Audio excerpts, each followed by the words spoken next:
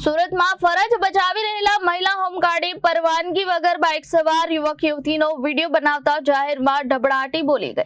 યુવક યુવતીએ વિડીયો બનાવવાનું કારણ પૂછ્યું તો મહિલા હોમગાર્ડે કહ્યું સોશિયલ મીડિયામાં મૂકવા માટે બનાવ્યો છે.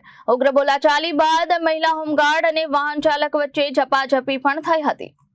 સુરતના ખરવનનગર વિસ્તારમાંથી એક યુવક યુવતી પસાર થઈ રહ્યા હતા ત્યારે રસ્તા પર ફરજ બજાવી રહેલા મહિલા હોમગાર્ડે મોબાઈલ વિડીયો બનાવતા હોબાળો સર્જાયો હતો. યુવક યુવતીએ પૂછ્યું કે વિડીયો શા માટે ઉતારો છો તો મહિલા હોમગાર્ડે કહ્યું સોશિયલ મીડિયામાં મૂકવા માટે. યુવક યુવતીના સવાલના જવાબ આપવાને બદલે મહિલા હોમગાર્ડે યુવતી પાસે તેના માતા પિતાનો નંબર માંગ્યો. યુવતીએ પૂછ્યું શા માટે આપું તો કહ્યું મારે તારી ફરિયાદ કરવી છે એટલે.